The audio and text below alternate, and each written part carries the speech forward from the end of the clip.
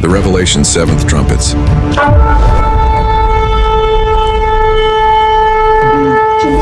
Nangyari po, wala na, hindi na makakalimutan.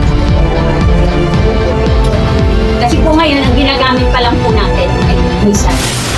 Pag ginagamit yung nuclear. Nagamit na yung nuclear. Lahat po yan hanggang sa, kunyari, Philippines to, yung mga ibang, madadamay yung amoy nun, mamamatay na.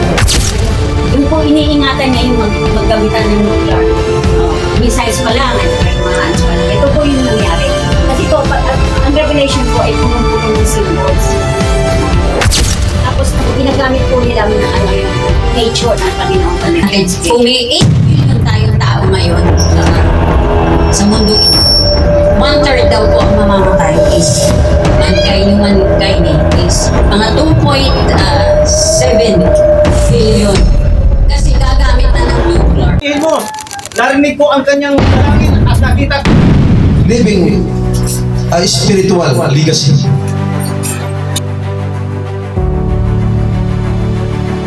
Proverbs chapter 13, verse 22, ito po nang masasabi. Ang mabuti ay nag-iwan ng mana sa mga anak ng kanyang mga anak. Ang kayamanan ng makasalanan ay nalagay sa ukol sa mabuti.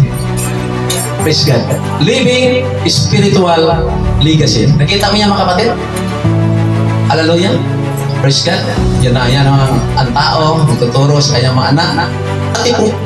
Tipong ipaghanda, no? Praise God. Kung ano ang future ng ating mga anak. Hindi na ang ating legacy, mga kapatid, ang isang bagay kapag kapag nandiyan pa tayo. Pero kapag wala na tayo, yun po ang legacy niya. So legacy is not limited to material but also includes our emotional and spiritual impact on the people. Tayo kayo mga kapatid, bilang mga Kristiyano, ano po ang legacy na iwan mo sa iyong anak? What is the legacy or legacy na iiwan mo, praise kasi yung anak. Kaya sabi mo nga, living a spiritual legacy. Kung wala kang maipamana, hallelujah, sa iyong mga anak o sa inyong mga anak sa mga anak, praise God, mayroong pinakamahalaga sa lahat. Walang iba, ang turuan ang iyong anak. Praise God, sa paghalang, sa pagpupuri sa Diyos, sa paggawa ng mabuti, yan po ang obligasyon bilang ama. Amen. Yung disiplina, mga kapatid sa mga anak, kailangan po, praise God, na ating gampanan mga kapatid, praise God, dahil totoo po yan mga kapatid, praise God. Sabi pa nga rito na nakakatakot, nakakapanganib ang panahon sa ngayon mga kapatid. Hallelujah, na ang iba, praise God, ay maibigin sa sarili. Sabi pa nga rito mga kapatid sa 2 Timothy chapter 3, dapat alamin mo sa verse 1, dapat alamin mo ito na sa mga huling araw ay darating ang mga panahong mapanganib. Praise, ngayon na nga po mga kapatid, sapagkat ang mga tao'y magiging maibigin sa kanyang sarili, maibigin sa salapi, mayabang, mapagmalaki, mapagtungayaw, masuhin sa mga magulang, mga walang turing, mga walang kabanalan, walang katutubong pag-ibig, mga walang paglubag, mga palibintangin, mga walang pagpipigil sa sarili, mga mabangis, hindi maibigin sa mabuti, lilo, mga matitigas ang ulo, mga palalo, mga maibigin sa kalayawan kaysa mga maibigin sa Diyos na may anyo ng kabanalan na dapat tinagihan ang kapangyarihan nito, lumayo ka rin naman sa mga ito.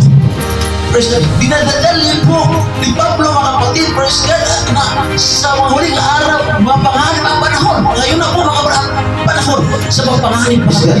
Praise God. Marami pong ligasya nakasulat sa Biblia. Hallelujah. Kaya tayo nag-isip. Mayroon pa ng prasa sa Diyos. Yan po na pinaka-anchor. Yan po ang pundasyon. Alam kung bakit tayo mga kapatid na nagtiling kahit gaano man ay hirap ang ating naranasan, ating pinagdaanan, hindi na sumusuko sa lahat ng bagay mga kapatid na ating naranasan sapagkat, praise God, mayroong pangako ang Diyos. Amen. Na ang ligasya ng iyong naipamana, praise God, yun po, hallelujah, ang bitbit mo mga kapatid, hindi na mawala. Praise God. Yung mga sakripisyo mo, yun ang legacy mo. Yun ang yung parang sa gawain ng ating Panginoon. Hallelujah, pagtiis sa mga tukso, pagtiis sa mga maraming pagsubok. Hallelujah, patuloy pa rin na nandigan. Praise God. Pinili pa natin gumawa ng buti. Praise God. Tayo ay kapag tayo tunay. Praise God. Na mayroon para sa Diyos, hindi kayang talong sa taas. Sabi ng Biblia, we are more than a conqueror. Amen. Dahil sa ating pagpapatay sa ating Panginoon, tayo ay higit pa sa nagtagumpay. Dahil sa pananampalataya, praise God, sa ating Panginoon, kaya tayo, praise God, ay nanatili, nagtatapat sa Diyos. Praise God. Sa kabila na ating nasa, nasusulat sa Biblia. Walang iba. Praise God. Yung kay Santa Misa at Bingo. Ang gawain pa yung dahil sa ibig-isay ay kalor na siya maghanda ng lulang na kuya. Ano yung masarap na pagkain para sa mga luwa. Kung maraming makikita masilayan ang nakilaan mo. Hallelujah na ikaw ang great provider. Sabi mga buhay. Salamat in Jesus of free. Amin na namin. Praise God.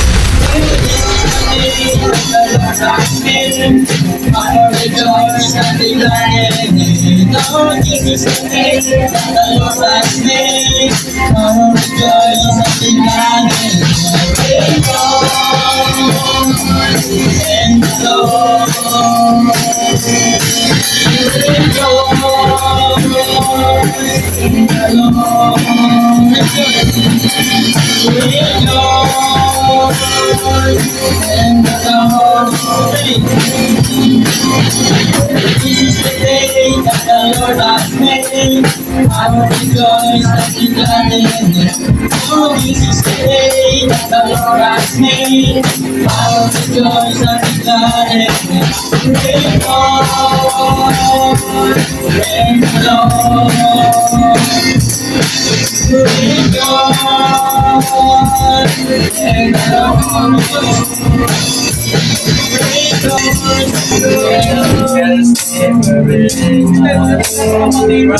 Lalo tayo isang malakbay na mga